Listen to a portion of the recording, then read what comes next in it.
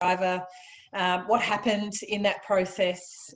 What were some of the challenges of that process? What were some of the benefits? I mean, and Rebel can speak with exactly the same framework in terms of the rural women community that she's built. So, and she's built plenty of others. I mean, you've built local regional communities and tribes as well, Reb. So, and I'm sure you have too, Julia. So I think, you know, and because they're both really relevant to current times, I think that probably would be what would pique people's interest. And as Amanda said, mostly professional services.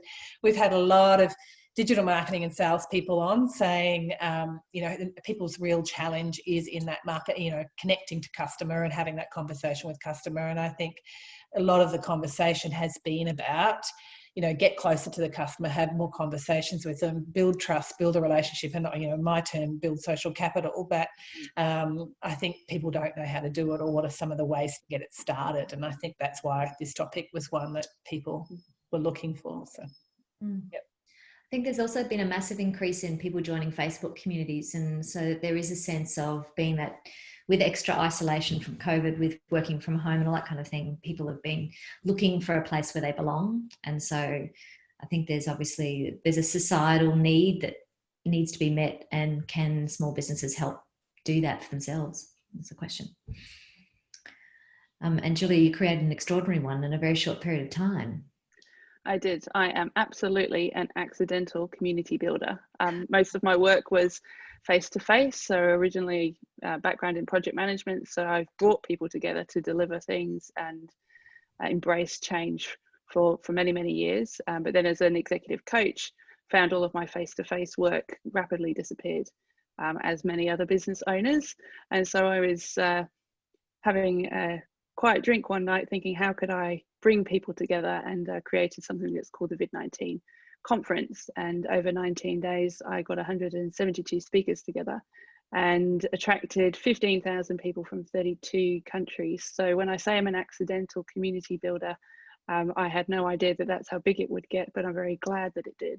And the one thing that I took from it was that no one told me how great the content was. What mattered most was the connection, the conversation, and that no one has the playbook on where we're going.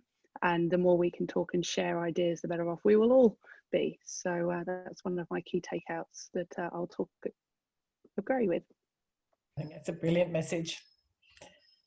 Thank you. And then I think that's another thing that's been happening in these conversations is that people think there is an answer, you know, this has never happened before. And I think a lot of the panelists keep saying that there is no answer, and actually being curious and open and giving something a go, which is what you've done, I think is a really good message in terms of how people build community, or how people are doing anything in terms of keeping their businesses sustainable. So yeah, and I think it's really easy I was talking to someone earlier today about, it's really easy to follow the sheep, like to be a sheep and follow what others are doing. And there may be things that work in that scenario, and then there'll be maybe opportunities that are completely unexpected. I'm not a conference organizer, I'm not an event planner. I've got a background in project management, so I'm naturally organized. But it was just a what if we brought people together, and I'm just very fortunate that it worked the way that it did. It could have quite easily gone belly up, and I asked for speakers and it could have been crickets. But timing as well is really, I mean, all of those things, but timing is, you know, really relevant, I think. Yeah, that's true. So Rebel, what are you thinking, having listening to Julia? Because I think that's all part of you've had a very different experience of building a community and been doing it for a long time. I have. So I think it's I love stories like Julia's, where it's there's a spontaneity to it, and then this sort of energy that goes around that sense of urgency of creating something, whether it's a movement or a community. And I think what I've been really focused on in community development over nearly 20 years in a geographically isolated, you know, or from a geographically isolated community is to ask the question, like, what is community, and what are people's expectations of a community? Is a community just a Facebook group you pop in out of every now and then, or is there something more and deeper that we expect, you know, of the people that are a part of our community? And there's no right answer. It's just every community is different, and it's what is the value of the community to the participant. So to the person who is a member of that community, what value does it bring to their lives? And understanding that, I think, is really key if you're going to set about deliberately creating a community, as opposed to having an idea, going out and creating something that ends up being a community, you know. So I think it's there's an understanding there. And I guess I'm also interested in that online offline discussion. And so I'll probably share a couple of examples of what we've seen with the Rural Woman particularly, which is a completely online community and supports women from all over Australia that are in rural and regional communities, that is online, strategically, deliberately online, rather than being what we saw with a lot of women's networking groups that were based on face-to-face events, and then they were trying to build an online community off the back of that. We've always been an online community, delivering online events and connection and networking that way.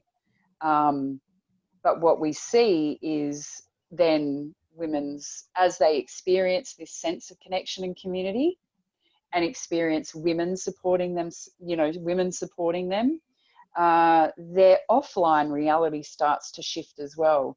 So this really amazing thing that happens that I can only articulate because I've seen it so many times now, where there's this, I've learned now what it means to be a part of a community in a different way. And now I start to find people in my own actual community that I never knew were there, but that have been there the whole time. But because I was holding myself apart from that, or I didn't know what it was I was looking for, but now I've experienced it, now I can find it in a local community. So when you're talking about people in isolation, that's been an incredibly powerful outcome. But the question is, how do you deliberately engineer that so that the community becomes a sacred space that is also then reflecting or providing other opportunities in an offline environment? Yeah. I want this conversation to keep going. Can we have our own panel discussion right now?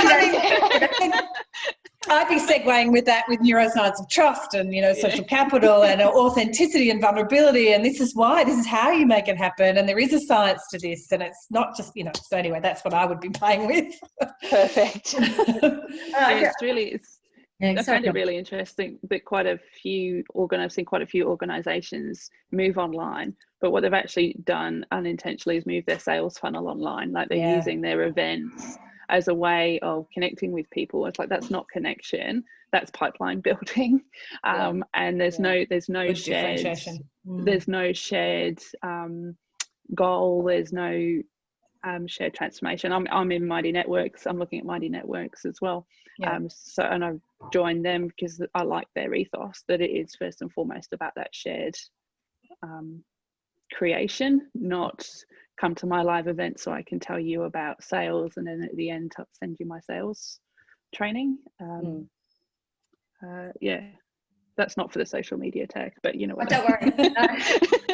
Look, this will make everyone feel better. Here we go. I'll just